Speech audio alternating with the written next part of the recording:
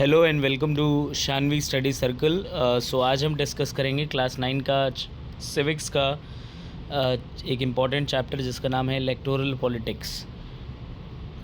So first of all क्या क्या topics इस चैप्टर के अंदर कवर अप किए गए हैं, क्या क्या बातें हम इस चैप्टर के थ्रू समझते हैं, ये देख लेते हैं। First of all how the representatives are elected, ये हम समझेंगे। ठीक। दूसरी बात हम समझेंगे कि why elections are necessary and useful in a democracy. किस तरह से इलेक्टोरल कंपटीशन जो है पार्टीज़ के बीच में जो है वो देखने को मिलता है। इसके अलावा व्हाट पॉइंट्स और things make actually elections democratic, will be able to distinguish between the democratic and non democratic election after going through this chapter. और हर एक जो स्टेज है इलेक्शन की, फ्रॉम द वेरी बिगनिंग जब हम बात करते हैं ड्राइंग ऑफ बाउंड्रीज से लेकर के, यानी कॉन्स्टिट्यूंसी के डिमार्केशन से लेकर के डिक्लेरेशन ऑफ रिज़ल्ट तक, हर एक स्टेज की बात इस चैप्टर के अंदर की जाएगी। एक असेसमेंट फाइनली हम करेंगे इंडिया में जो इलेक्शंस कंडक्ट हो रहे हैं वो कितने फ्री एंड फेयर हैं, इस बात का भी असेसमेंट फाइनली किया जाएगा। एंड एक आखिरी में एक और टॉपिक आता है रोल ऑफ इलेक्शन कमीशन, कि किस तरह से वो उसका एक रोल रहता है फ्री एंड फेयर इलेक्शंस को इंश्योर करने में, कंडक्ट कराने में, इसको भी समझा जाएगा। तो चैप्टर की शुरुआत जो होती है हमारी एनसीईआरटी बुक में एक पर्टिकुलर असेंबली इलेक्शंस की बात की गई है, हरियाणा असेंबली इलेक्शंस की। तो उसके बारे में थोड़ा सा हम जानकारी यहाँ पे जो भी हमारी बुक में दी गई है एनसीईआरटी टेक्स्ट बुक में, वही यहाँ पे भी कैरी की गई है। तो भाई हरियाणा स्टेट जो थी, it was ruled by Congress from 1982, और चौधरी देवीलाल वहाँ पे ऑपोजिशन लीडर थे जिन्होंने एक मूवमेंट शुरू किया जिसका नाम उन्होंने रखा न्याय युद्ध, और एक नई पार्टी बनाई लोकदल के नाम से। इनकी पार्टी यहाँ पे दूसरे ऑपोजिशन पार्टीज़ के साथ जुड़ जाती है और एक फ्रंट यानी कि अलायंस बना लेती है कांग्रेस के ख़िलाफ़ इलेक्शंस में। अपने इलेक्शन कैंपेन के अंदर देवीलाल कहते हैं कि भाई अगर उनकी पार्टी जीतती है तो he is going to wave off, उनकी जो गवर्नमेंट होगी वो वेव ऑफ कर देगी सारे ही लोन्स जो कि फार्मर्स या स्मॉल बिजनेसमैन के हैं। वेव ऑफ करना यानी माफ़ कर देना यहाँ पे है, ठीक है। और इसके पीछे एक और भी फैक्टर था कि जो लोग थे भाई वो एग्जिस्टिंग गवर्नमेंट से यानी कांग्रेस गवर्नमेंट से वहाँ पे खुश नहीं थे, ठीक। और इनका जो प्रॉमिस था उन्होंने भी लोगों को अपनी तरफ अट्रैक्ट किया। तो इसलिए जब इलेक्शंस होते हैं लोग यहाँ पे काफ़ी बड़ी मात्रा में कह सकते हैं सपोर्ट करते हैं, वोट करते हैं देवीलाल और उनकी पार्टी के फेवर में, ठीक है, अलायंस जो था उसके फेवर में। तो लोकदल और उनके जो पार्टनर्स थे वो यहाँ पे 76 सीट्स जीतते हैं आउट ऑफ 90, जिसमें से लोकदल ने अकेले 60 सीट जीती थी, ठीक। यानी उसके पास क्लियर मेजॉरिटी थी और उसे किसी की ज़रूरत नहीं थी। रिज़ल्ट्स डिक्लेयर होने के बाद देवीलाल यहाँ पे चीफ मिनिस्टर बनते हैं और गवर्नमेंट जो है तुरंत अपना जो ऑर्डर था आउटस्टैंडिंग लोन्स का वेव ऑफ करने वाला वो पास कर देती है, ठीक है। इनकी पार्टी 4 साल स्टेट पे रूल करती है। फिर से इलेक्शंस होते हैं 1991 में और कांग्रेस की गवर्नमेंट फिर से बन जाती है। पार्टी इस बार यहाँ पे पॉपुलर सपोर्ट सिक्योर नहीं कर पाती है, ठीक है। अब कुछ लोगों के दिमाग में ये आ रहा होगा कि भाई जब देवीलाल ने अपना वादा पूरा किया उसके बावजूद उनकी गवर्नमेंट 4 साल ही क्यों चली, ठीक है, और अगला इलेक्शन वो हार क्यों गए। तो भाई देखें, अलग अलग लोगों की समस्याएं अलग अलग होती हैं और कई सारे मुद्दे होते हैं जिन पे गवर्नमेंट को काम करना होता है। तो हो सकता है कि भाई जो यहाँ पे गवर्नमेंट बनी लोकदल पार्टी की, जाहिर सी बात है वो लोगों को सेटिस्फाई नहीं कर पाई होगी, जिसकी वजह से लोगों ने उन्हें वोट नहीं किया। अब आते हैं अगले सवाल पे, why do we need elections, ठीक। तो इलेक्शंस हमें क्यों चाहिए भैया? तो इलेक्शंस हमें चाहिए to choose that whose make laws for us, है ना, कौन लॉज बनाएगा, ठीक है। ये चूज़ करने के लिए भाई कौन गवर्नमेंट फॉर्म करेगा, कौन मेजर डिसीजंस लेगा, ये तय करने के लिए कि किसकी पार्टी जो है यहाँ पे पॉलिसीज़ फॉर्मुलेट करेगी, गवर्नमेंट बनाएगी या लॉ मेकिंग में पार्टिसिपेट करेगी। तो ये हम इलेक्शन के थ्रू ही डिसाइड कर पाते हैं, चुन पाते हैं, ठीक है। और इलेक्शन से भी पहले हमें समझना चाहिए कि that why do we need representatives. इस बात को समझने के लिए हम यहाँ पे इमेजिन करेंगे डेमोक्रेसी विदाउट इलेक्शन, ठीक है। तो भाई देखें, rule of people is possible without election, अगर सारे ही लोग एक साथ बैठ सकें और सारे जो फैसले हैं उन्हें ले सकें, ठीक है। बट ये बात हम समझते हैं कि प्रैक्टिकली ये पॉसिबल नहीं है कि इतनी बड़ी पॉपुलेशन को एक साथ बिठाया जाए और वो कुछ बातों पे एग्री कर पाएँ, ठीक है। ये प्रैक्टिकली पॉसिबल नहीं दिखाई देता है। ना ही ये पॉसिबल है कि भाई that each and every one has the time and knowledge to take the decision on all the matters, है ना। तो इसीलिए ज़्यादातर जब हम लोग अपने लिए खुद फैसले नहीं ले सकते तो जाहिर सी बात है वी नीड टू इलेक्ट और appoint some people who will take decision on behalf of us, है ना। तो इसीलिए हम रिप्रेजेंटेटिव्स की बात करते हैं कि भाई जब हम अपने लिए फ़ैसले नहीं ले सकते तो हमारे द्वारा चुने गए कुछ लोग हमारे बिहाफ पे फैसले लें, इसीलिए रिप्रेजेंटेटिव्स की बात यहाँ पे की जा रही है। अब आते हैं जब रिप्रेजेंटेटिव्स को चुनने का के तरीके की बात की जाती है तो क्या इलेक्शन ही एकमात्र तरीका है? इलेक्शन के अलावा भी कुछ और तरीके हो सकते हैं? तो उस पे एक सवाल यहाँ पे उठाया गया है कि भाई is there a democratic way of selecting the representatives without election, ठीक है। तो भाई कुछ पॉसिबल आंसर्स हमारे पास यहाँ पे आते हैं कि representatives can be selected on the basis of their age and experience, यानी एज और एक्सपीरियंस के आधार पे रिप्रेजेंटेटिव्स को चुना जा सकता है, या फिर उनके नॉलेज और एजुकेशन के आधार पे भी उन्हें चुना जा सकता है। बट जाहिर सी बात है कि भाई इसमें ये एक डिफ़िकल्टी आती है कि ये कैसे डिसाइड किया जाएगा कि कौन ज़्यादा एक्सपीरियंस्ड है, कौन ज़्यादा नॉलेजेबल है, ठीक है। मान लेते हैं कि भाई लोग किसी तरीके से इन डिफरेंसेस को रिजॉल्व करके कुछ लीडर्स को चुन भी लेते हैं, तो जाहिर सी बात है फिर ऐसी जगह पे इलेक्शंस का कोई रिक्वायरमेंट नहीं होगा, ठीक है। बट हम ये कैसे पता लगाएंगे कि भाई जिन लोगों को चुना गया है, जो जनता है, लोग हैं, वो उन रिप्रेजेंटेटिव्स को लाइक कर रहे हैं कि नहीं कर रहे हैं? या हम कैसे इंश्योर करेंगे कि जो रिप्रेजेंटेटिव्स इस बेसिस पे चुने गए हैं, एज, एक्सपीरियंस, नॉलेज वगैरह के बेसिस पे चुने गए हैं, वो जो हैं they will rule as per the wishes of people, ठीक है। या हम ये कैसे मेक श्योर करेंगे कि भाई जिन लोगों को, जिन लीडर्स को लोग पसंद नहीं कर रहे हैं, वो उनके रिप्रेजेंटेटिव्स हमेशा ना बने रहें, उनको कैसे चेंज किया जाए?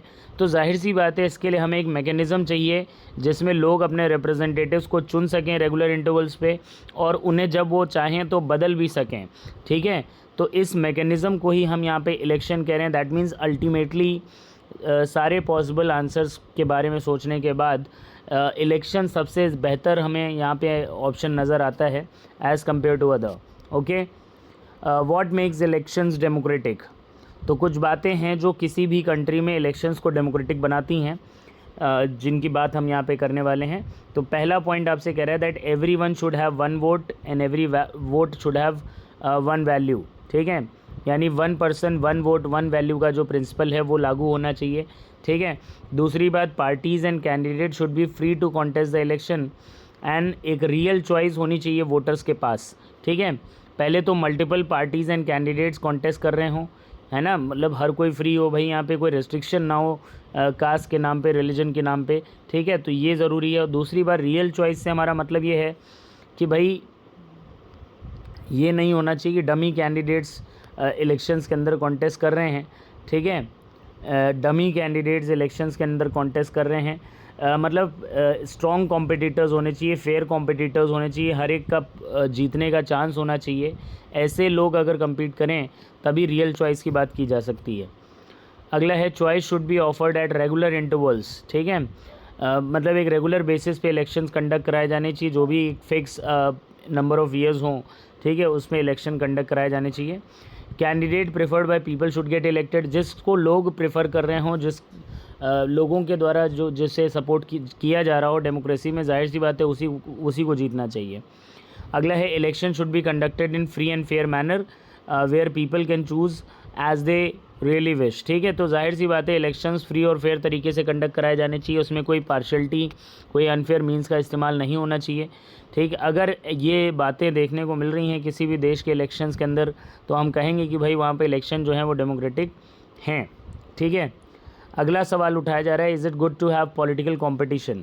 तो भाई पॉलिटिकल कंपटीशन जाहिर सी बात है ज़रूरी है, और उसकी कुछ अच्छाइयाँ हैं जिनको हम यहाँ पे बात करेंगे। पहला कह रहा है it forces the people, it forces to have, पहली बात तो भाई कि in democracy, political leaders know what is good for people. तो पॉलिटिकल कंपटीशन यहाँ पे इन्हें मोटिवेट करता है टू सर्व द पीपल, ठीक है, बिकॉज उन्हें पता है कि भाई अगर उन्हें अपने पॉलिटिकल कैरियर में एडवांस करना है, ठीक है, then they had to serve the people, there is no other way, ठीक है। दूसरी बात कि जो रेगुलर इलेक्टोरल कंपटीशन होता है it provides an incentive to political parties and leaders. Incentive से हमारा मतलब यहाँ पे है कि जो विन उन्हें मिलती है, जो जीत हासिल होती है इलेक्शंस के अंदर, that is an incentive for them, ठीक है। अगर वो पब्लिक के लिए अच्छा काम कर रहे हैं, ठीक है, कंपटीशन के थ्रू ही, पॉलिटिकल कंपटीशन के थ्रू ही, जाहिर सी बात है अगर compete नहीं करेंगे तो जीतेंगे कैसे, ठीक है। तो इन्हें यहाँ पे इंसेंटिव मिलता है in terms of win in a election, है ना। तो ये हम इंसेंटिव से हमारा मतलब यहाँ पे है। दूसरी बात है कि लीडर्स इस बात को रियलाइज़ करते हैं कि अगर वो यहाँ पे जो पब्लिक इश्यूज़ हैं उनको रेज़ करेंगे या लोगों के लिए काम करेंगे, ठीक है, तो दे वुड बिकम पॉपुलर, उससे उनकी पॉपुलैरिटी इंक्रीज़ होगी, उनके चांस जो हैं जीतने के वो इंक्रीज़ होंगे, ठीक है। इसके अलावा जो है पॉलिटिकल कंपटीशन जो है इट कह रहा है it forces leaders and parties to improve, reform and come up with better policies for the people. Competition की वजह से ही, चूँकि हर कोई जीतना चाहता है इलेक्शंस में, तो इसलिए कंपटीशन की वजह से ही भाई यहाँ पे सुधार देखने को मिलता है, इम्प्रूवमेंट, रिफॉर्मेशन देखने को मिलता है, और हर एक पॉलिटिकल पार्टी दूसरे से बेटर पॉलिसीज़ के साथ जो है मैनिफेस्टो लेकर के आती है, जिससे वो ज़्यादा से ज़्यादा वोटर्स को कन्विंस कर सकें, ठीक है। डीमेरिट्स की बात करेंगे तो डीमेरिट्स का मतलब है, पहला जैसे बताया गया आपको कि भाई it create a sense of disunity and factionalism in the locality. तो राजनीति की वजह से, पॉलिटिकल कंपटीशन की वजह से जो सोसाइटी है उसमें फैक्शनलिज्म यानी समाज अलग अलग फैक्शंस में, हिस्सों में बंटता हुआ दिखाई देता है। एक सेंस ऑफ डिसयूनिटी क्रिएट होता है क्योंकि अलग अलग जो ग्रुप ऑफ पीपल हैं वो अलग अलग पार्टी को, लोगों, लीडर्स को सपोर्ट कर रहे होते हैं, तो उससे उनके बीच एक डिफरेंसेस यहाँ पे क्रिएट होने लगते हैं। दूसरी बात कि जो different political parties and leaders हैं, अक्सर देखा जाता है कि वो एलिगेशंस लगाते हैं एक दूसरे के ऊपर, फॉल्स एलिगेशंस, झूठे आरोप एक दूसरे के ऊपर लगाते हैं, तो ये चीज़ भी गलत है। दूसरा, parties and leaders use dirty tricks to win the election, unfair means का इस्तेमाल देखा जाता है यहाँ पे इलेक्शंस में। एक प्रेशर रहता है सारी ही पार्टीज़ और लीडर्स के ऊपर इलेक्टोरल फाइट को जीतने का, तो इसकी वजह से जो सेंसिबल लॉन्ग टर्म पॉलिसीज़ हैं वो फॉर्मुलेट नहीं हो पाती हैं, क्योंकि कोई श्योरिटी नहीं है। हर एक को लगता है कि भाई अगली बार हम रहेंगे कि नहीं रहेंगे, तो इसलिए कोई लॉन्ग टर्म पॉलिसीज़ फॉर्मुलेट नहीं हो पाती हैं। इसके अलावा जो अच्छे लोग हैं, good people who may wish to serve the country, जो देश सेवा करना चाहते हैं, ठीक, पर वो पॉलिटिक्स में नहीं एंटर करते क्योंकि उन्हें लगता है कि पॉलिटिक्स एक अनहेल्दी कंपटीशन है, ठीक है, इस वजह से वो एंटर नहीं करते हैं, ठीक है। अब बात करेंगे, मेन टॉपिक पे आ जाते हैं, जो what is our system of election. तो भाई इस टॉपिक के अंदर जो भी डिफरेंट स्टेजेस हैं, लेवल्स हैं, स्टेप्स ऑफ इलेक्शन है, एक्चुअली उनको हम डिस्कस करेंगे, ठीक। इंडिया में अगर हम बात करें, दो हाउसेस, जैसे अगर सेंट्रल लेवल पे बात करें, तो यहाँ पे लोकसभा और स्टेट लेवल पे विधानसभा यानी कि लेजिस्लेटिव असेंबली के इलेक्शन जो होते हैं वो रेगुलर बेसिस पे हर 5 साल पे होते हैं और डायरेक्ट इलेक्शंस होते हैं, ठीक है। आफ्टर 5 ईयर ऑफ टर्म जो है सारे ही जो इलेक्टेड रिप्रेजेंटेटिव्स होते हैं उनका जो टर्म है वो ख़त्म हो जाता है, और लोकसभा और विधानसभा को जो है इट एक्चुअली गेट डिज़ोल्व, इसको कहते हैं कि अंत हो जाना उसका, यानी डिज़ोल्व हो जाना कहा जाता है। इलेक्शंस इसके बाद होते हैं सारी कॉन्स्टिट्यूंसीज़ में एक ही टाइम पे, या फिर सेम डे में हो सकते हैं, या with in a few days भी हो सकते हैं। तो ये जो after the completion of term, पूरा टर्म होने के बाद जो इलेक्शंस हो रहे हैं इसे हम जनरल इलेक्शन कहते हैं। Sometimes elections are held only to for one constituency to fill the vacancy that is caused by death, resignation of a member. मतलब कभी कभी ऐसा भी होता है कि 1-2 कॉन्स्टिट्यूंसीज़ को जो वेकेंट हैं उनको फिल करने के लिए दोबारा से इलेक्शंस कंडक्ट कराए जाते हैं, तो उनको हम बाई इलेक्शन कहते हैं, ठीक है। अब आ जाते हैं, सबसे पहला जो स्टेप होता है इलेक्शंस के जब हम बात करते हैं सिस्टम ऑफ इलेक्शन में, तो वो है आपका डिमार्केशन ऑफ इलेक्टोरल कॉन्स्टिट्यूंसी।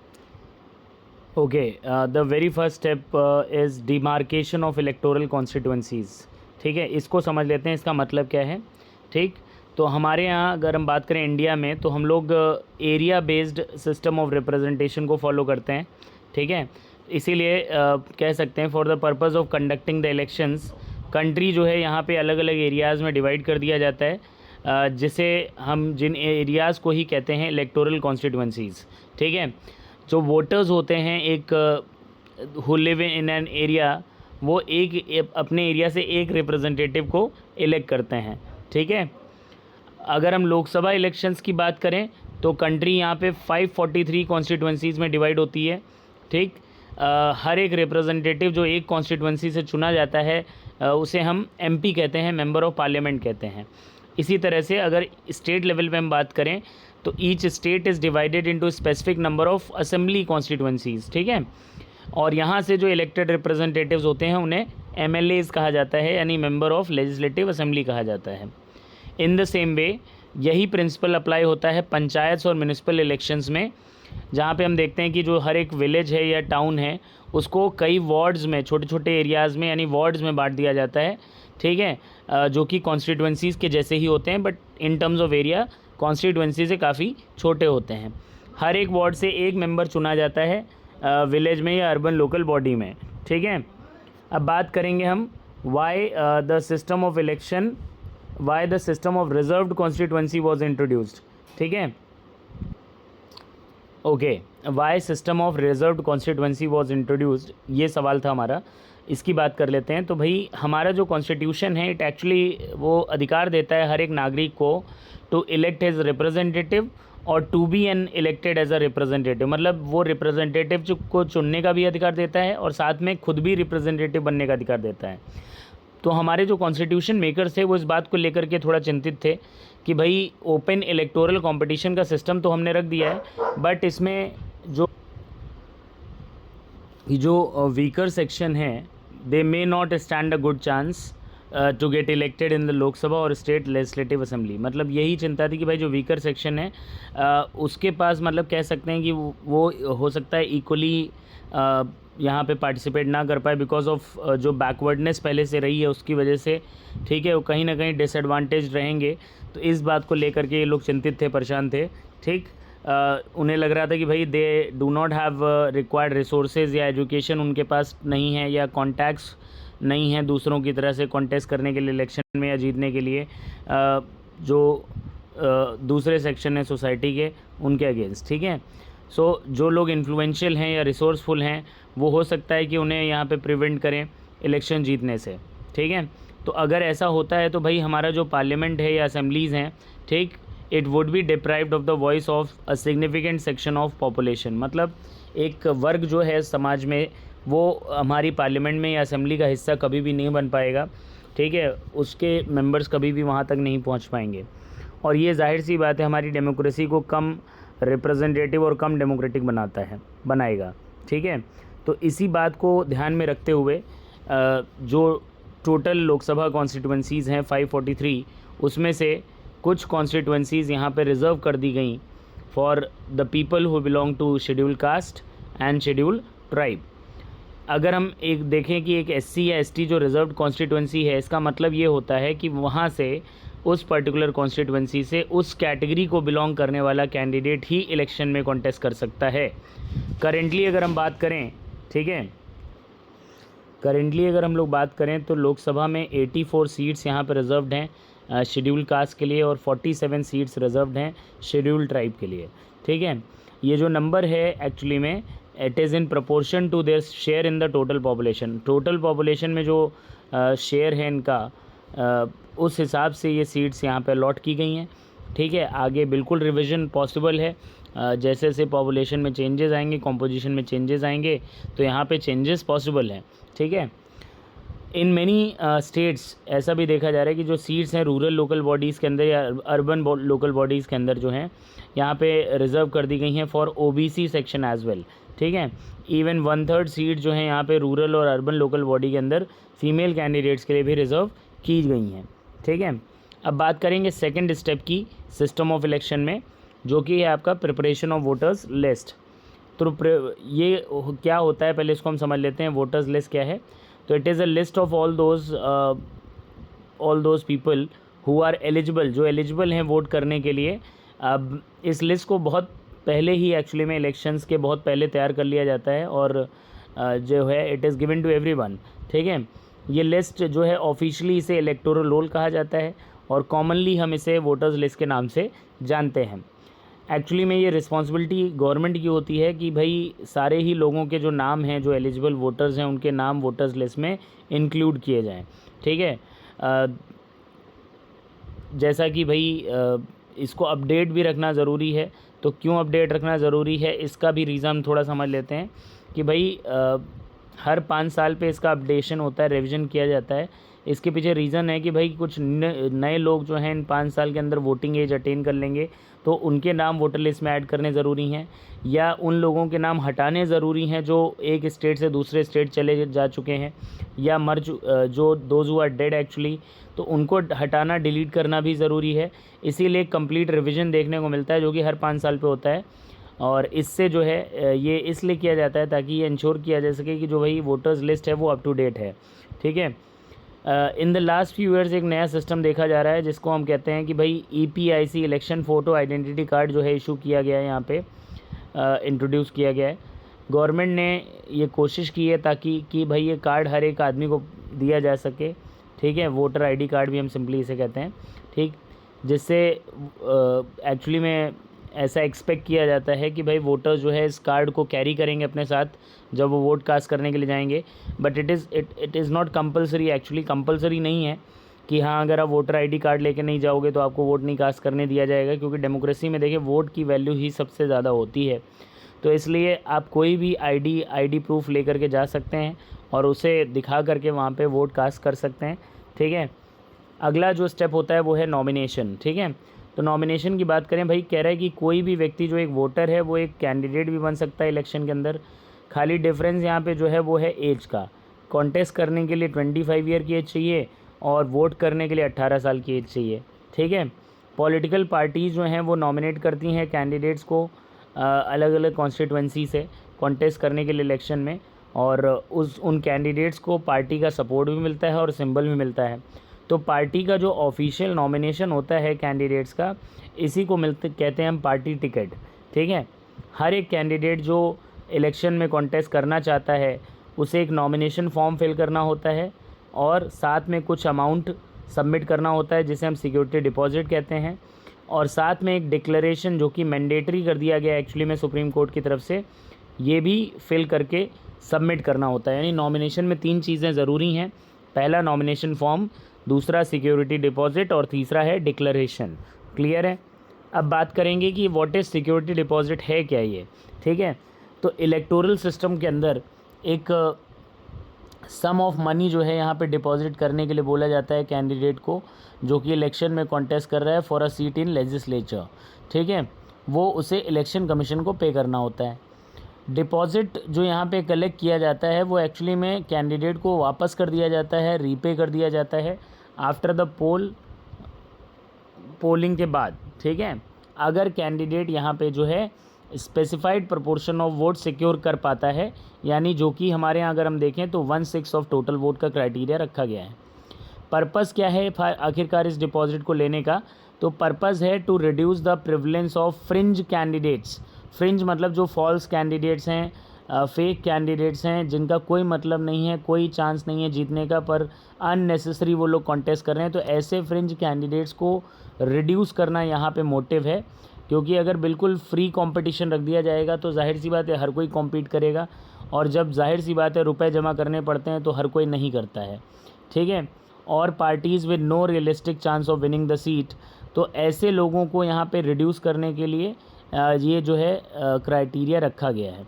ठीक है, इन केस अगर कैंडिडेट जो है minimum percentage of vote secure नहीं कर पाता है तो उसका जो डिपॉजिट है वो यहाँ पे फॉरफिट कर लिया जाता है, जमा कर लिया जाता है।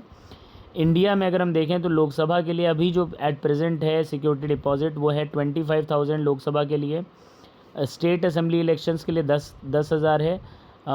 ठीक है, फॉर SC एंड ST यही अमाउंट कम हो जाता है, 12,000 और 5,000 लोकसभा और स्टेट असेंबली के लिए लिया जाता है। ठीक है, अब बात करें जो तीसरा स्टेप हमने पढ़ा था लीगल डिक्लेरेशन क्या क्या वहाँ पे सबमिट करने होते हैं, उसकी मैं क्या क्या बात बतानी होती है, तो ये भी समझ लेते हैं। तो कुछ लीगल डिक्लेरेशंस यहाँ पे कैंडिडेट को करने होते हैं, बताने होते हैं नॉमिनेशन भरने के साथ साथ। जो कि एक्चुअली में मैंडेटरी कर दिया गया सुप्रीम कोर्ट की तरफ से। तो पहला तो भाई कैंडिडेट को यहाँ पे जो है फुल डिटेल्स देनी होती हैं। कोई अगर सीरियस क्रिमिनल केस खुद उसके खिलाफ किसी भी कोर्ट ऑफ लॉ में चल रहा है तो उसके लिए डिटेल्स यहाँ पे फिल करनी होंगी। इसके अलावा detail of asset and liabilities, asset मतलब जो भी संपत्ति उसके पास है, और लाइबिलिटी मतलब कोई लोन वोन अगर उसके ऊपर चल रहा है, ठीक। इसके अलावा एजुकेशनल क्वालिफिकेशन के बारे में बताना होता है। ये इन्फॉर्मेशन एक्चुअली में इसलिए ज़रूरी है सो दैट दिस इन्फॉर्मेशन ये पब्लिक की जा सके, पब्लिक डोमेन में आ सके, और जो जनता है वो उस इन्फॉर्मेशन के आधार पे ये तय कर सके कि उस व्यक्ति को वोट देना है कि नहीं देना है, ठीक है। अगला प्रश्न आता है कि why there is no educational qualification for the candidates contesting in election in India, ठीक है। तो भाई एजुकेशनल क्वालिफिकेशन जो है यहाँ पे कह रहा है कि भाई रेलिवेंट नहीं है, हर प्रकार के जॉब के लिए रेलिवेंट नहीं है, ठीक है। रेलिवेंट क्वालिफ़िकेशन अगर हम एग्जांपल के तौर पे कंसीडर करें कि अगर हम इंडियन क्रिकेट टीम की बात करें, वहाँ पे जो रेलिवेंट क्वालिफ़िकेशन है सिलेक्शन के लिए वो ये है कि आपको अच्छा क्रिकेट खेलना आना चाहिए, रैदर देन आपकी एजुकेशनल डिग्रीज़ वहाँ पे मैटर नहीं करेंगी। इसी तरह से अगर हम बात करें एक एमएलए और एमपी होने के लिए जो रेलिवेंट क्वालिफ़िकेशन है वो है ability to understand people's concern, लोगों की समस्याओं को समझ पाने की क्षमता, प्रॉब्लम्स को समझने की क्षमता, और उनके जो इंटरेस्ट हैं, जो प्रॉब्लम्स उनको रिप्रेजेंट करना, ठीक है। Whether they can do so और नॉट इट, अब वो ये कर पाते हैं कि नहीं कर पाते हैं, वो यहाँ पे इसको एग्ज़ामिन करने का काम जो है वोटर्स करते हैं, ठीक है, हर 5 साल पे। अब मान लें कि दूसरा पॉइंट कह रहा है कि इवन इफ़ अगर एजुकेशन को यहाँ पे रिलेवेंट किया भी जाए तो ये लोगों पे छोड़ देना चाहिए, जनता पे छोड़ देना चाहिए कि वो कितना इंपॉर्टेंस इस बात को देते हैं। तीसरी बात, अगर हम इंडिया जैसी कंट्री के अंदर एजुकेशनल क्वालिफ़िकेशन का क्राइटेरिया लगा देते हैं तो जाहिर सी बात है it would go against the spirit of democracy, क्योंकि ये बहुत इसकी वजह से बहुत सारे लोग जो हैं यहाँ पे इलेक्शंस में कॉन्टेस्ट नहीं कर पाएंगे, ठीक है। अब आ जाते हैं कि on what grounds of voting right can be denied, किसी भी व्यक्ति के जो वोटिंग राइट्स हैं उनको डिनाई किया जा सकता है किन कंडीशंस में। तो पहला आपको बताया गया कि जो लोग कुछ सीवियर क्रिमिनल केस में इन्वॉल्व हैं, या फिर उनके ऊपर ट्रेजन के चार्जेस हैं, यानी देशद्रोह का मुकदमा चल रहा है मान लें, अनसाउंड माइंड यानी दिमागी संतुलन जिसका सही नहीं है, ठीक, या not fulfilling minimum age criteria, तो ये सारे ही लोग जो हैं इनको वोटिंग राइट यहाँ पे डिनाई किया जा सकता है। अगला है इलेक्शन कैंपेन की बात करेंगे, चौथा स्टेप है हमारा। तो भाई इंडिया में इलेक्शन कैंपेन जो है ये 2 वीक पीरियड होता है, एक्चुअली ये 2 वीक पीरियड होता है। अनाउंसमेंट ऑफ इलेक्शन से लेकर के जो फाइनल लिस्ट ऑफ कैंडिडेट है वहाँ से लेकर के अनाउंसमेंट ऑफ फाइनल लिस्ट से लेकर के जो पोलिंग डेट होती है तब तक, ठीक है। इस दौरान जो कैंडिडेट्स होते हैं वो अपने वोटर्स को कांटेक्ट करते हैं, पॉलिटिकल लीडर्स, यहाँ पे मीटिंग्स बुलाई जाती हैं, रैलीज़ निकाली जाती हैं, सपोर्टर्स को मोबिलाइज़ करने का काम किया जाता है। Publicity newspaper, TV channels, election meetings और पोस्टर्स के थ्रू भी की जाती है। इसके अलावा इलेक्शन कैंपेन्स में पार्टीज़ यहाँ पे जो है क्या करते हैं, they try to focus public attention on big issues, ठीक है। उसके लिए वो लोग कैची स्लोगन्स निकालते हैं, लेकर के आते हैं लोगों का अट्रैक्शन यहाँ पे अपनी तरफ ध्यान खींचने के लिए, ठीक है। वाई अगला सवाल है why election campaign are needed to be regulated and how it is done, किस तरह से इनको रेगुलेट किया जा सकता है और कैसे किया जाता है, ठीक है। तो भाई कह रहा है इट मे प्रूव डेंजरस अगर पॉलिटिकल पार्टीज़ और कैंडिडेट्स को बिल्कुल फ्री कर दिया जाए for the conduct of their election campaign, कि मतलब जैसे चाहे वैसे मन करे कैंपेनिंग करी जाए, अगर इस बात के लिए उन्हें अलाउ कर दिया जाए तो जाहिर सी बात है ये समाज के लिए थोड़ा सा हानिकारक हो सकता है, ठीक। इट इज़ इसलिए ये ज़रूरी है कि इलेक्शन कैंपेन्स को रेगुलेट किया जाए, ठीक है, ताकि सारी ही पार्टीज़ और लीडर्स उसको फॉलो करें और सभी के पास एक इक्वल चांस यहाँ पे कम्पीट करने का होना चाहिए। इलेक्शन लॉ के हिसाब से अगर हम बात करें तो क्या क्या एक कैंडिडेट या पार्टी नहीं कर सकती है वो ये आपको यहाँ पे बताया गया। पहला, bribe and threaten the voter, यानी जो वोटर्स हैं उनको डराना, धमकाना या ब्राइब करने की कोशिश करना। Appeal to them in the name of caste या रिलीजन के नाम पे वोट मांगना। गवर्नमेंट रिसोर्सेज को यूज़ करना इलेक्शन कैंपेनिंग में, ये नहीं किया जा सकता। या फिर 25 लाख से ज़्यादा लोकसभा में और 10 लाख से ज़्यादा स्टेट असेंबली इलेक्शन में खर्चा नहीं कर सकते।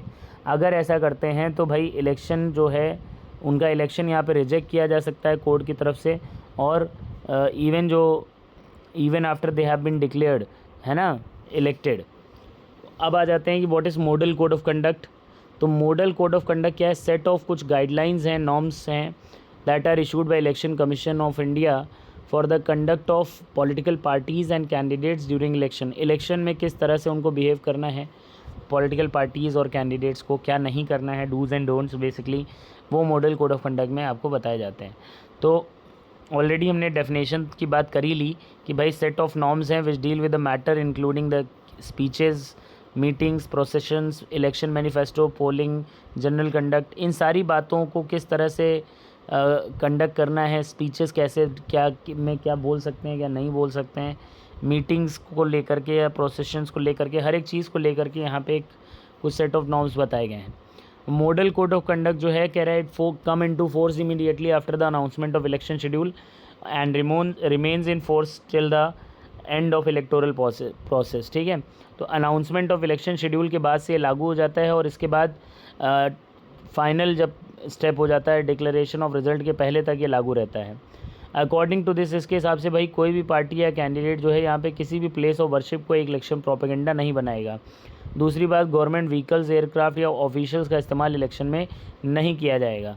एक बार इलेक्शन अनाउंस होने के बाद कोई भी मिनिस्टर, एमपी या एमएलए जो है वो कोई फाउंडेशन स्टोन नहीं रखेगा किसी भी प्रोजेक्ट का, स्कीम का, या कोई बड़ा पॉलिसी डिसीजन यहाँ पे नहीं लेगा या कोई बड़ा इस तरह का वादा जनता से नहीं करेगा। ठीक है, अगला स्टेप होता है पोलिंग ऑफ वोट्स। ठीक है, तो फाइनल जो स्टेज है भाई इलेक्शन का वो है वो दिन जब वोटर्स अपने घरों से निकलते हैं और वो जा कर के अपना वोट कास्ट करते हैं। ठीक है, दैट डे, इस दिन को हम लोग इलेक्शन डे कहते हैं। एवरी पर्सन जिसका नाम है वोटर्स लिस्ट में वो जा सकता है अपने आस पास के जो पोलिंग बूथ होते हैं वहाँ पे जा कर के जो है वोट अपना कास्ट कर सकता है। जनरली ये जो पोलिंग बूथ्स होते हैं ये आपके लोकल स्कूल या गवर्नमेंट ऑफिसेज होते हैं। एक बार जब वोटर अंदर चला जाता है पोलिंग बूथ में तो इलेक्शन ऑफिशियल्स उसको आइडेंटिफाई करते हैं। ठीक, उसके फिंगर पे जो है एक इंक का मार्क बनाते हैं, इंक लगा देते हैं और उसे फिर अलाउ किया जाता है वोट कास्ट करने के लिए। हर एक कैंडिडेट जो इलेक्शन में कॉन्टेस्ट कर रहा है उसका एक एजेंट भी अलाउ किया जाता है to sit inside the polling booth, ताकि ये इंश्योर किया जा सके कि भाई वोटिंग जो है वो फेयर तरीके से हुई है। ठीक है, एक बार पोलिंग ख़त्म होने के बाद सारे ईवीएम्स को सील कर लिया जाता है और उन्हें एक सिक्योर प्लेस पे पहुंचा दिया जाता है। अब आते हैं कि how people cast their vote, लोग किस तरह से वोट कास्ट करते हैं, इस बात की बात कर लेते हैं। तो अर्लियर, इसके पहले तक क्या होता था कि भाई जो वोटर्स थे दे यूज़ टू इंडिकेट कि किसको वोट करना चाहते हैं, इसके लिए वो लोग सीक्रेट बैलेट का इस्तेमाल करते थे। ठीक है, by putting a stamp on the ballot paper. अभी देखें, सीक्रेट बैलेट में दो चीज़ें होती हैं, एक बैलेट बॉक्स होता है और एक बैलेट पेपर होता है। बैलेट पेपर क्या है? बैलेट पेपर एक शीट ऑफ पेपर है जिसमें डिफरेंट जो कैंडिडेट्स हैं जो इलेक्शन में कॉन्टेस्ट कर रहे हैं उनका नाम लिखा होता है। ठीक है, उनका पार्टी का नाम लिखा होगा और सिंबल बना होगा। पर आज के समय में अगर हम बात करें तो ईवीएम्स का इस्तेमाल हो रहा है इलेक्शंस को वोट्स को रिकॉर्ड करने के लिए। ये मशीन जो है कैंडिडेट्स का नाम शो करती है और पार्टी सिंबल्स दिखाती है। खाली वोटर को क्या करना है, जिस भी व्यक्ति को वोट देना है उसके सामने वाला बटन प्रेस करना होता है और उसका वोट कास्ट हो जाता है। ठीक है, जैसे कि हम यहाँ पे देख पा रहे हैं सीक्रेट बैलेट दिखाया जा रहा है। ठीक है, या फिर ईवीएम देखना है तो ईवीएम हम यहाँ पे देख पा रहे हैं। ठीक है, इसके बाद आ जाते हैं काउंटिंग ऑफ वोट्स, जो कि लास्ट सेकेंड लास्ट कह सकते हैं क्योंकि इसके बाद डिक्लेरेशन ऑफ रिजल्ट भी होगा। तो कुछ दिन बाद जब, जैसा कि हमने कहा कि भाई ईवीएम्स को सील करके एक अपने जो एक सिक्योर प्लेस होता है वहाँ पे पहुँचा दिया जाता है, उसके कुछ दिन बाद एक फ़िक्स डेट जो होती है पहले से, उस दिन ईवीएम्स को यहाँ पे जो है ओपन किया जाता है और वोट जो होते हैं जो वोट कास्ट हुए होते हैं उनकी काउंटिंग शुरू हो जाती है। ठीक, एजेंट्स यहाँ पे भी जो है हर एक कैंडिडेट के मौजूद रहते हैं ताकि इंश्योर किया जा सके कि काउंटिंग प्रॉपरली हुई है। ठीक है, कैंडिडेट जो यहाँ पे highest number of vote secure करते हैं, ठीक, वो इलेक्टेड डिक्लेयर कर दिए जाते हैं। ठीक, जनरल इलेक्शन में अगर हम बात करें जो काउंटिंग है वोट्स की, सारी ही कॉन्स्टिट्यूंसीज़ में वो सेम टाइम पे सेम डे में शुरू होती है। ठीक, टीवी, रेडियो, न्यूज़पेपर वगैरह सभी इसको रिपोर्ट कर रहे होते हैं और कुछ ही घंटों में काउंटिंग होने के बाद सारे रिज़ल्ट डिक्लेयर कर दिए जाते हैं और ये क्लियर हो जाता है कि भाई अगली गवर्नमेंट किसकी बनेगी। ठीक, अगला है what makes elections democratic in India. तो 3 पॉइंट्स हमारी बुक में बताए गए हैं, जैसे कि पहला presence of an independent election commission, दूसरा पॉपुलर पार्टिसिपेशन ऑफ पीपल और तीसरा है acceptance of outcomes of result. ठीक है, तो इन सभी बातों को हम लोग थोड़ा डिटेल में पढ़ेंगे।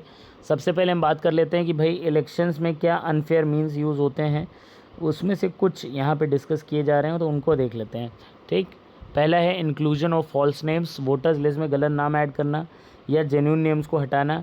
इसके अलावा misuse of government facilities and officials, excessive use of money by rich candidates, या फिर intimidation of voters and rigging on the polling day. ठीक है, ये सब कुछ थ्रेड्स बताए जा रहे हैं। अब आ जाते हैं इंडिपेंडेंट इलेक्शन कमीशन की हम बात करेंगे। तो भाई हमारी कंट्री में इलेक्शंस जो कंडक्ट कराए जाते हैं वो एक इंडिपेंडेंट और पावरफुल इंस्टीट्यूशन के द्वारा कंडक्ट कराए जाते हैं, इसका नाम इलेक्शन कमीशन है। ये तो इन्जॉय सेम, बिल्कुल सेम इंडिपेंडेंस इन्जॉय करता है जैसे कि जुडिशरी इन्जॉय करता है। ठीक, बट एक बार जो चीफ इलेक्शन कमिश्नर है उसको अपॉइंट किया जाता है प्रेसिडेंट की तरफ से, बट एक बार अपॉइंट होने के बाद जो चीफ इलेक्शन कमिश्नर है he is not answerable to the president और द गवर्नमेंट। ठीक है, इवन इफ अगर रूलिंग पार्टी की हम बात करें, ठीक है, रूलिंग पार्टी की बात करें तो जो गवर्नमेंट है does not like what the commission does, commission क्या करता है इससे फ़र्क नहीं पड़ता। ठीक है, रूलिंग पार्टी और the government does not like, भले ही उसको ये समझ पसंद ना आ रहा हो कि इलेक्शन कमीशन किस तरह से, पर it is virtually impossible for them to remove the CEC। ठीक है, अब आ जाते हैं पावर्स ऑफ इलेक्शन कमीशन की बात करें तो भाई कॉन्स्टिट्यूशनली जो है ये जो बॉडी है it is empowered to conduct free and fair election, पहली बात तो ये। दूसरा जो इलेक्शन जो EC है इलेक्शन कमीशन जो है वो it takes decision regarding the every aspect of conduct and control of election from the announcement of election to the declaration of result. अगला है it implement the code of conduct and punishes any candidate और party that violates it. तो जो भी parties या leaders code of conduct को follow नहीं कर रहे होते उन्हें पनिश किया जाता है, उनका इवन अगर कैंडिडेचर भी रिजेक्ट किया जा सकता है। ड्यूरिंग इलेक्शन पीरियड अगर हम देखें तो EC जो है यहाँ पे इलेक्शन कमीशन जो है वो गवर्नमेंट को भी ऑर्डर कर सकता है कुछ गाइडलाइंस को फॉलो करने के लिए, या फिर prevent use and misuse of government power to enhance chances to win the election. अगली बात बताई जा रही है कि जब इलेक्शन ड्यूटी पे गवर्नमेंट ऑफिसर्स होते हैं तो they are under the control of election commission, not the government. इसके अलावा आखिरी बात करें तो election commission reprimands the government and administration for the lapses. ठीक है, रेप्रीमेंड का मतलब क्या होता है भाई कि election commission reprimands the government को रेप्रीमेंड करते हैं या फिर एडमिनिस्ट्रेशन को रेप्रीमेंड करते हैं फॉर देयर लेप्सेस। तो रेप्रीमेंड का मतलब यहाँ पे है, कह सकते हैं क्रिटिसाइज़ करना। ठीक है, अगला जो मुद्दा है पॉपुलर पार्टिसिपेशन, तो भाई ये एक तरीका है जिससे हम क्वालिटी ऑफ इलेक्शन प्रोसेस की क्वालिटी को चेक कर सकते हैं। ठीक, कि भाई अगर ज़्यादा से ज़्यादा लोग पार्टिसिपेट कर रहे हैं इलेक्शन के अंदर, वो भी एंथुजियास्टिकली पार्टिसिपेट कर रहे हैं, तो इसका मतलब चीज़ें सही हैं। बट अगर वही चेहरे बार बार आ रहे हैं दैट मीन्स कुछ गलत है। ठीक है, पॉपुलर पार्टिसिपेशन को और थोड़ा समझने के लिए हम कह सकते हैं कि अगर इलेक्टोरल कंपटीशन जो है प्रोसेस जो है वो फ्री एंड फेयर नहीं होगा, यानी लोगों को अगर इलेक्शन पे भरोसा नहीं होगा तो वो पार्टिसिपेट बड़ी संख्या में नहीं करेंगे।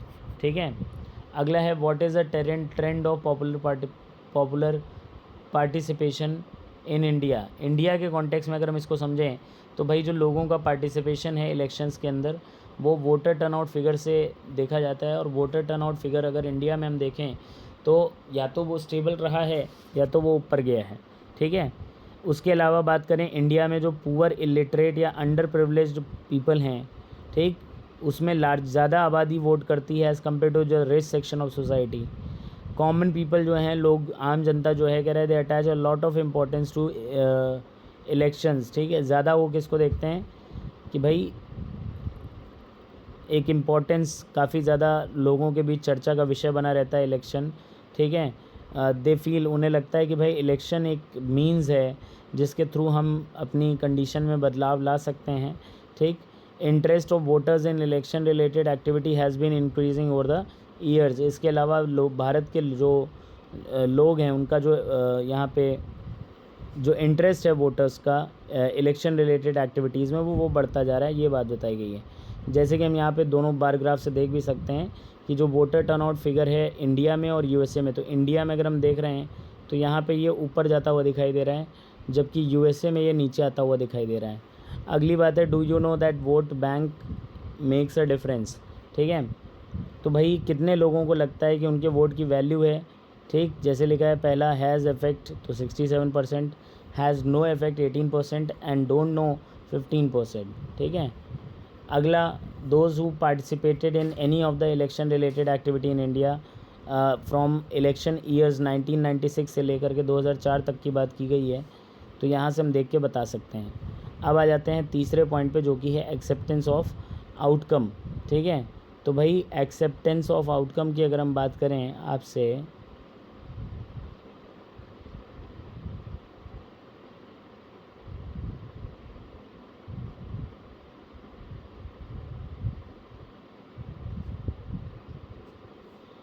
ओके, एक्सेप्टेंस ऑफ आउटकम की हम लोग बात कर रहे हैं।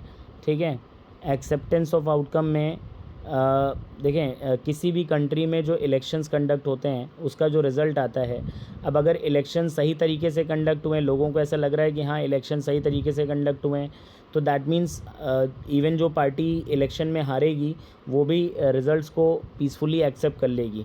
बट अगर लोगों को ऐसा लगता है कि इलेक्शन फ्री एंड फेयर तरीके से नहीं कंडक्ट हुए हैं, तो जाहिर सी बात है वहाँ पे जो आउटकम होगा, रिज़ल्ट होगा, हमेशा जो पावरफुल या रूलिंग पार्टी है उसको फेवर करेगा। ठीक है, और ऐसे में लोग यहाँ पे उन रिज़ल्ट्स को एक्सेप्ट नहीं करेंगे, उसके खिलाफ प्रोटेस्ट करेंगे या उसको गलत बताएंगे। ठीक है, इन कॉन्टेक्स्ट टू इंडिया अगर हम बात करें तो देखा जाता है कि जो रूलिंग पार्टी है वो अक्सर इलेक्शंस में हारती है, चाहे वो नेशनल लेवल पे हो चाहे वो स्टेट लेवल पे हो। जबकि यूएस वगैरह में ऐसा नहीं होता है। यूएस में भैया जो इनकम्बेंट या सिटिंग जो इलेक्टेड रिप्रेजेंटेटिव्स होते हैं वो बहुत ही कम हारते हैं इलेक्शंस के अंदर, जबकि इंडिया में आधे से ज़्यादा एमपीज़ और एमएलएज़ इलेक्शंस में हार जाते हैं। ठीक है, कैंडिडेट्स जो दूसरा एक जो प्रॉब्लम देखने को मिलती है कि भाई जिन लोगों ने टिकट ख़रीदा होता है, मतलब रुपए के बल पे या क्रिमिनल कनेक्शन के बेसिस पे, ठीक, वो भी अक्सर इलेक्शंस में हार जाते हैं। ठीक, अगर हम कुछ इलेक्शंस को यहाँ पे छोड़ दें, डिस्प्यूटेड इलेक्शन को, तो जनरली जो है ऑपोजिशन जो ग्रुप्स होते हैं वो यहाँ पे इलेक्शन रिजल्ट्स को एक्सेप्ट कर लेते हैं by saying that it is people's verdict, मतलब ये जनादेश है, जनता का आदेश है और इसे मानना पड़ेगा, ऐसा कह करके वो बातों को टाल देते हैं। अब आ जाते हैं अगले टॉपिक पे, जो कि है challenges to free and fair election. तो चैलेंजेस कह लें या डिफ़िकल्टीज़ कह लें, लिमिटेशंस कह लें, सभी एक ही बात है। ठीक है, तो पहला आपको जो यहाँ चैलेंज बताया गया है कि भाई candidates and parties with lot of money may not be sure of their victory but they do enjoy a big and unfair advantage over the smaller and independent parties. ठीक है, तो भले ही हम कह रहे हैं कि जो कई कैंडिडेट्स या पार्टीज़ होती हैं जो जिनके पास खूब सारा पैसा है, भले ही उनके जीतने के चांसेस नहीं हैं इलेक्शन में, बट जाहिर सी बात है ये एक कह सकते हैं कि अनफेयर एडवांटेज यहाँ पे उनको मिलता है, या बड़े होने का या ज़्यादा पैसा होने का एडवांटेज, जिसकी वजह से स्मॉलर पार्टीज़ और इंडिपेंडेंट जो कैंडिडेट जो होते हैं वो सफ़र करते हैं। कुछ पार्ट्स में अगर देखा जाए कंट्री के, जो कैंडिडेट्स हैं क्रिमिनल कनेक्शन के साथ, ठीक, वो टिकट सिक्योर कर लेते हैं। ठीक है, बड़ी बड़ी पार्टीज़ से। अगला जो पॉइंट कह रहा है हमें कि कुछ फैमिलीज़ यहाँ पे डोमिनेट करती हैं इलेक्शंस को। ठीक है, टिकट डिस्ट्रीब्यूशन में भी ये चीज़ देखी जाती है। ठीक है, अक्सर देखा जाता है कि जो इलेक्शंस हैं यहाँ पे एक फ़ेयर चॉइस ऑफ़र करने में फ़ेल हो जाते हैं। ठीक है, लगभग सारी ही पार्टीज़ यहाँ पे सिमिलर पॉलिसीज़ के साथ होती हैं, लीडर्स सिमिलर पॉलिसीज़ के साथ आ रहे होते हैं। तो smaller parties and independent candidates यहाँ पे एक जो है ह्यूज डिसएडवांटेज फेस करते हैं as compare to the bigger parties. Okay, अगली बात करेंगे। यहाँ पे एक्चुअली यही हमारा लास्ट टॉपिक था, challenges to free and fair election. ठीक है, इसके बाद हम बात करेंगे, ओके, कुछ इमेजेस भी हैं यहाँ पे जो हमें देखनी है that are related to challenges जो अभी हमने पढ़े। जैसे कि फ़र्स्ट इमेज जो हम यहाँ पे देख पा रहे हैं, ये आपका है रिगार्डिंग